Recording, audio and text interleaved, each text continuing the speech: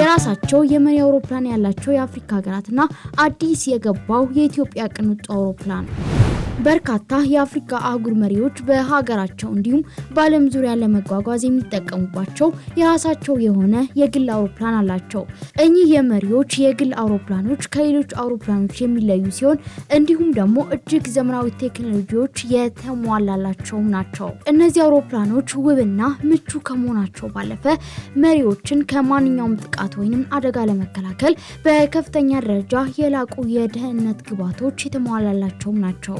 የሀገራት መሪዎች የሚጠቀሙባቸው የግል አውሮፕላኖች ከመጓጓዣነት ያለፈ የኃይልና የክብር ምልክትነት ያላቸው ሲሆን የባለቤቶቻቸውን ስብዕናና ዘይቤ እንዲሁም የፖለቲካና የኢኮኖሚ ደረጃዎችን ያንጸባርቃሉ። በመሆኑም ታዲያ በዛሬው ዝግጅታችን ወደ እናንተ ውድ ተከታታዮች የምናደርሰው እኚህ የራሳቸው ቅንጡ የግል አውሮፕላን ያላቸው 5 የአፍሪካ መሪዎችና የሀገራችን ጠቅላይ ሚኒስትር ዶክተር አብይ አህመድ የሚጠቀሙትን ቅንጡ አውሮፕላን የምናደርሳችሁናል።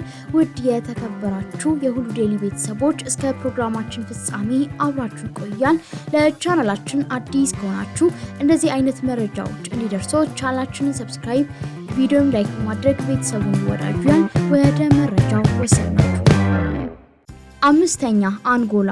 በመጀመሪያ በዚህ ዝርዝር በ5ኛ ደረጃ ላይ የምናገኘው ከአፍሪካ መሪዎች የራሳቸው አውሮፕላን ያላቸው መሪ የአንጎላው ፕሬዚዳንት ጆአው ማኑኤላ ጎንካልቬስ ናቸው። ይህች የፕሬዚዳንቷ የቅንጦት አውሮፕላን በአህጉራችን አፍሪካ መሪዎች ከሚያዙት ቅንጡ አውሮፕላን አንዷ ስትሆን አውሮፕላኗ እጅግ ዘመናዊና ፈጣን መሆኗም ይነገርላታል። ከዚህም በተጨማሪ አውሮፕላኑ ኢኮኖሚክና ቢዝነስ ክላስ ያለው ሲሆን በአጠቃላይ እጅግ ዘመናዊ ቴክኖሎጂዎች ተሟልተውለታል።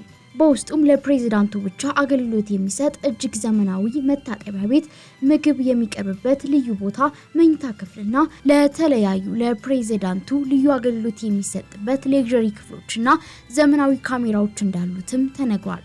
በመሆኑም ታዲያ የአንጎላው ፕሬዚዳንት በዚህ ERJ-135 ቅንጡ አውሮፕላን ሀገር ውስጥን ጨምሮ ከሀገር ውጭ በረራዎችን ያደርጋሉ። 4ኛ ኬንያ ፎከር 70።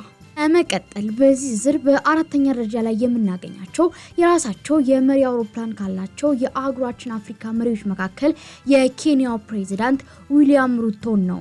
የኬንያው ፕሬዚዳንት ዊሊያም ሩቶ የሚጠቀሙባት የግል ጀት ፎከር 70 የተሰኘችው እጅግ አስደናቂ ባህሪ ያላት ቅንጡ አውሮፕላን ነው።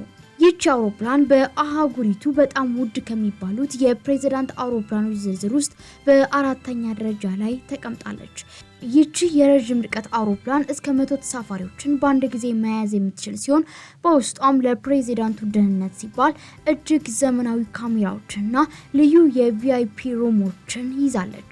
የኬንያው ፕሬዚዳንት በዚች የቅንጦት አውሮፕላን ከሀገር ሀገር በረራዎችን ያደርጋሉ።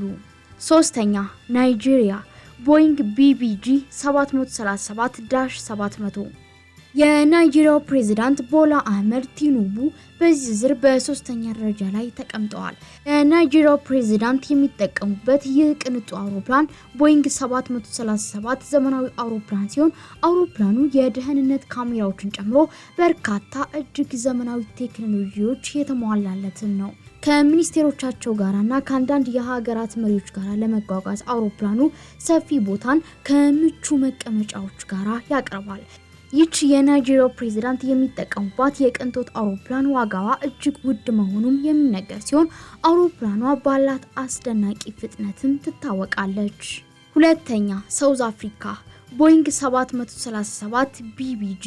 የደቡብ አፍሪካው ፕሬዚዳንት ሲሪል ራማፎሳ ከናይጄሪያው ፕሬዚዳንት ጋር ተመሳሳይ የሆነ ቦይንግ 737-700 አውሮፕላን ተጠቃሚ ናቸው። ይህ አውሮፕላን የፕሬዚዳንቱ ደህንነት ለመጠበቅ ከደህንነት ካሜራዎች በተጨማሪ የተለያዩ እጅግ ዘመናዊ ቴክኖሎጂዎች አሉት።